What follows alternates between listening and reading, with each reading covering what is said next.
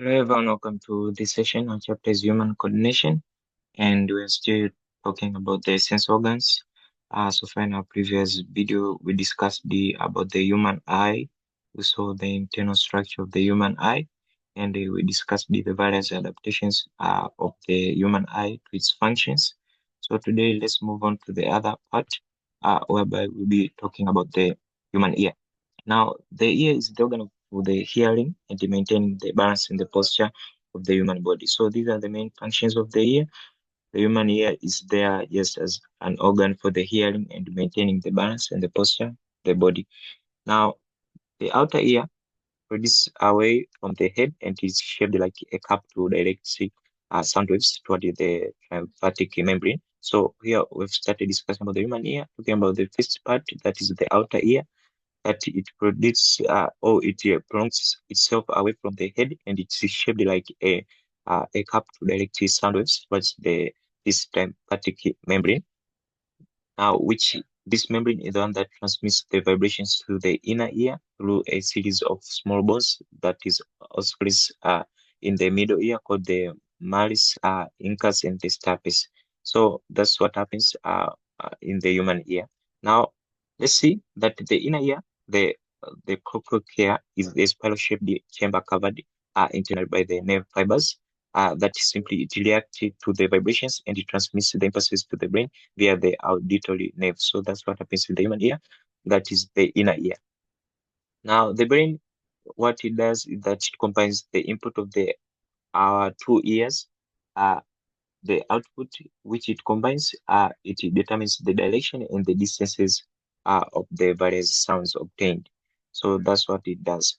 Now, let's move on talking about human ear. Here is the diagram of the internal structure of the human ear. As you can see here, there are various parts labeled.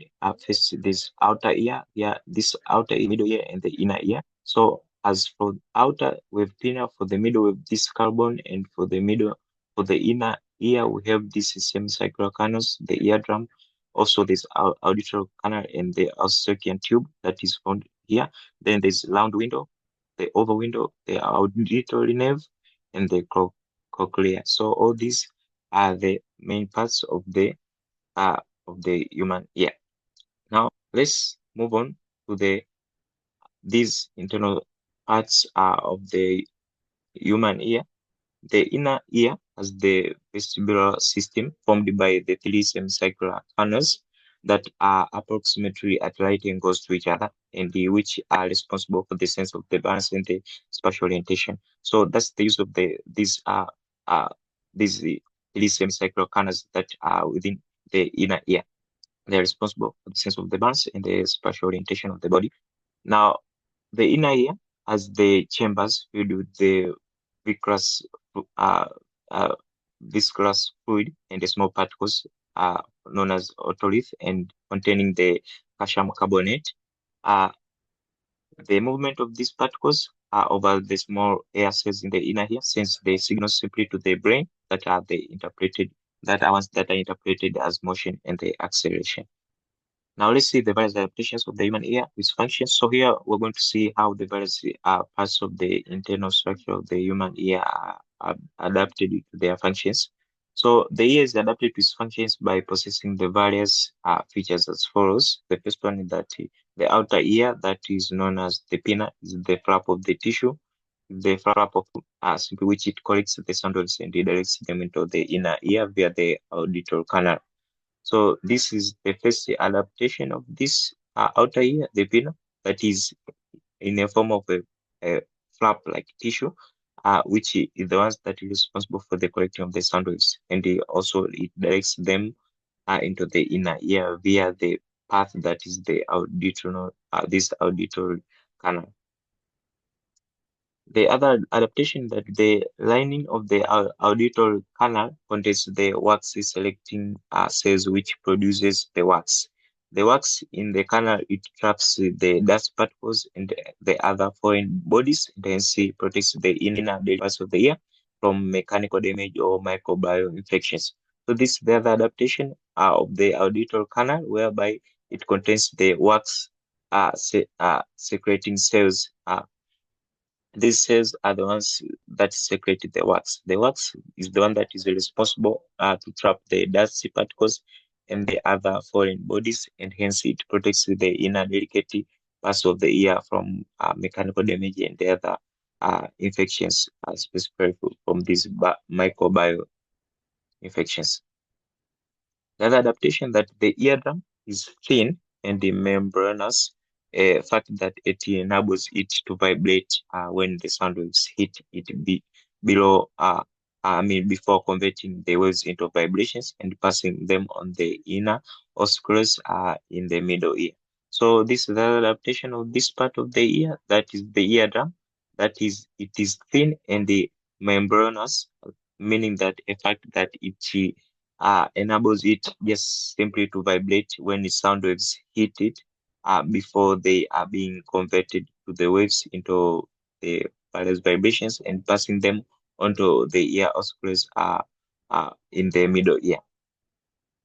The other adaptation, the ear ossicles, here we're talking about the malleus, incus, and the steps. They act as the level system, which they can move forward and backward to amplify and transmit the vibrations to the oval window. So this is the other adaptation of feature of the human ear.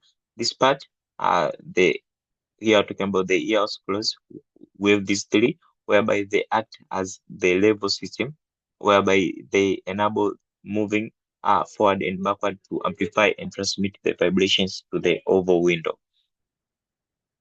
The Scullion tube, this the other part whereby it is hollow, a fact which it allows air in and out of the middle ear to equalize the pressure between the inside and the outside of the eardrum in a way that it improves the drum's ability to vibrate. So this is the other adaptation of this feature, this part of the human ear. This is Scullion tube, uh, making it as it is hollow, in a fact that in this way it allows the movement of air in and outside of the middle ear to just simply equalize or balance the pressure between the inside ear and the outside ear, uh, in order that the ear the eardrum to be in balance, which it improves this drum's ability to vibrate.